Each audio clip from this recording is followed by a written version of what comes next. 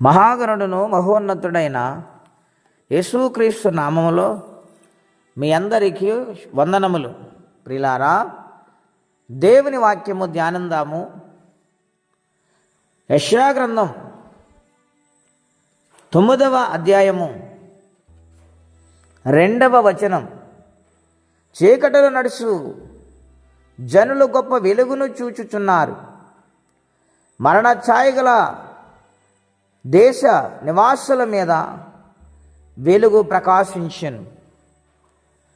ప్రియమైన దేవుని బిడ్డలారా, క్రీస్తు పూర్వము 606వ సంవత్సరములో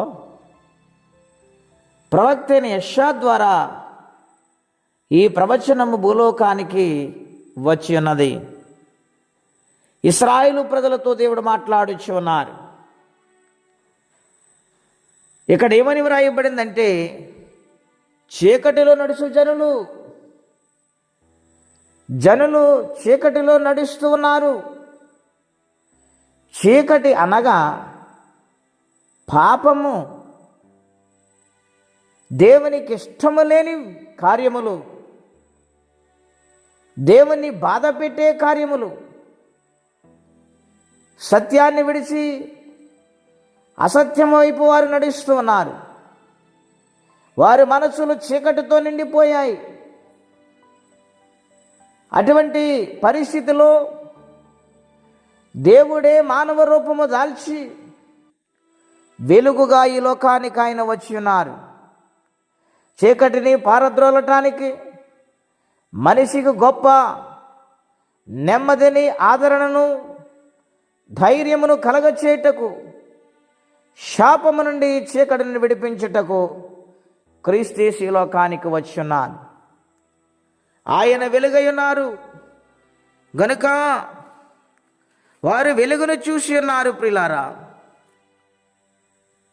దేవదూత గొర్రెలు కాపరుల దగ్గరికి వెళ్ళినప్పుడు వారు కూడా ప్రకాశమానమైన వెలుగును చూసినప్పుడు భయపడ్డారు. భయపడవద్దు, ఇదిగో ప్రజలందరి కలగబోవు మహా సంతోషకరమైన శుభవర్తమానము నేను మీకు తెలియజేయుచున్నాను. దావీదు పట్టణమందు నేడు రక్షకుడు మీ కొరకు జన్మించున్నాడు.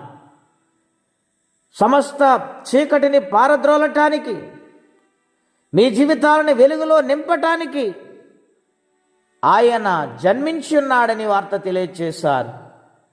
మూడవదిగా మనం చూస్తే ప్రియులారా, యోహాను సువార్త 1వ అధ్యాయములో 8వ వచనం, నిజమైన వెలుగు ఉండెను, అది లోకములోనికి వచ్చును, ప్రతి మనిషిని వెలిగించుచున్నది. ప్రియమైన దేవుని బిడ్డలారా, ఆయన వెలిగించు దేవుడై ఉన్నాడు. ఆయన చీకటి నుండి విడిపించు దేవుడై ఉన్నాడు. మరణాంధకార పరిస్థితులను తప్పించు దేవుడై ఉన్నాడు. కృంగిపోతున్న మానవాళిని రక్షించుటకు ఆయన ఈ లోకానికి వచ్చి ఉన్నారు. గనుక ఆయన రాక మానవ జీవితాన్ని మార్చింది. ఆయన రాక మానవులున్న చీకటిని పారద్రోలింది. గనుక ఆయనను అంగీకరించే వారిగా ఉండాలని ఈ ఆనంద మాసములో ఆయన కొరకు తీర్మానము చేసుకుని, నాలో నీవు జన్మించాలని, నాలో నీవు ఉదయించాలని బ్రతిమాలుకుంటే నిత్యముగా ఆయన వెలుగును ప్రసాదించి గొప్ప జయమును అనుగ్రహిస్తారు. అటువంటి కృపా తీర్మానం పరిశుద్ధాత్మదేవుడు మనందరికీ దయచేయునుగాక. ఆమెన్. ప్రార్థన అండి. అత్యంత కృప కలిగిన దేవ, మహోన్నతమైన మీ నామం కొరకై వందనములు. నాయన, నీ వెలుగుగా ఈ లోకానికి వచ్చావు.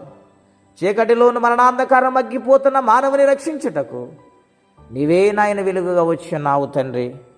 నాయన నిన్ను అంగీకరించి అనుసరించి నిన్ను చేర్చుకుని ప్రభా, చీకటిని పారద్రోలు, అంధకారాన్ని పారద్రోలు, సత్యాన్ని గ్రహించి నీ కొరకు బ్రతికి జీవితం అందరికీ దయచేయండి. ఎవరి కష్టంలో, బాధలు, ఇబ్బందులు ఉన్నారు వారికి నీ సహాయం పంపించమని యేసుక్రీస్తు వారి పుణ్యనామములో ప్రార్థించి వేడుచున్నాము తండ్రి.